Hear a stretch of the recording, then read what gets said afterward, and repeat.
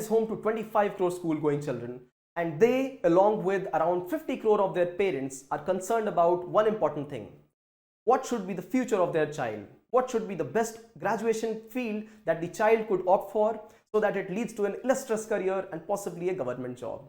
Hello and welcome to Edukemy's YouTube channel. My name is Singh, and in this video, I shall help you sort the question of what should be the best optimal choice of graduation stream if you also want to appear for government exam like UPSC IAS IPS examination.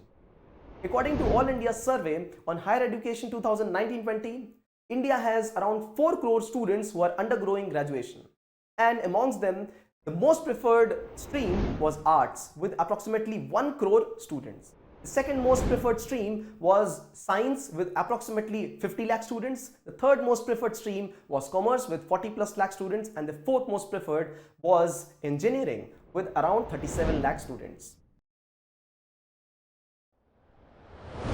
I did some digging to understand if this is the proportion in which students cleared the UPSC examination as well. And this is where the UPSC annual report 71st gave me an understanding of the profile of the students who cleared the examination.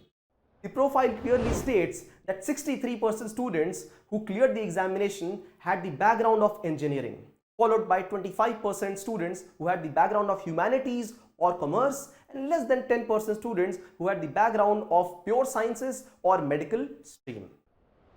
Strangely, the students who cleared the examination did not opt for their optional as engineering subject or their core field, which is indicative through the fact that the optional chosen by these students, by 80% plus students, was humanities. This is clearly indicative of the fact that many engineers and technocrats, they opted for arts as their preferred choice of optional for UPSC examination.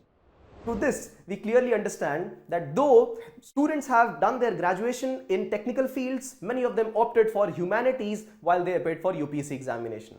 The 71st report itself says that geography was the most preferred optional, followed by political science, international relations, and sociology.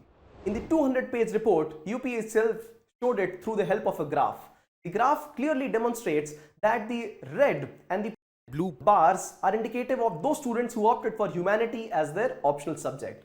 So this is very much evident that if you are looking forward to preparing for UPSC examination, start looking at these preferred subjects which has a high success and return on investment value. Along with that, if you opt for engineering or medical or law, some technical degree for yourself, they will help you also garner a good future in private jobs as well.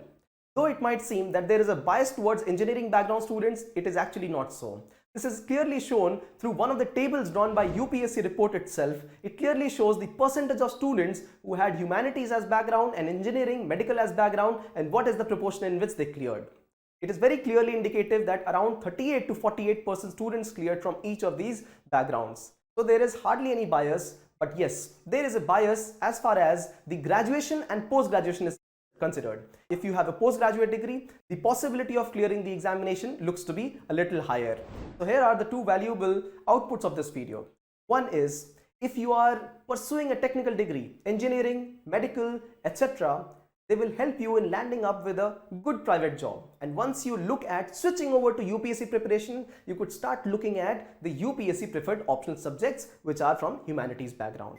And the second wisdom that one could derive is that while you are preparing for UPSC, you could look at doing masters in the preferred optional that you have selected. To watch more of these kind of UPSC strategy videos, subscribe to our Edukemy's YouTube channel.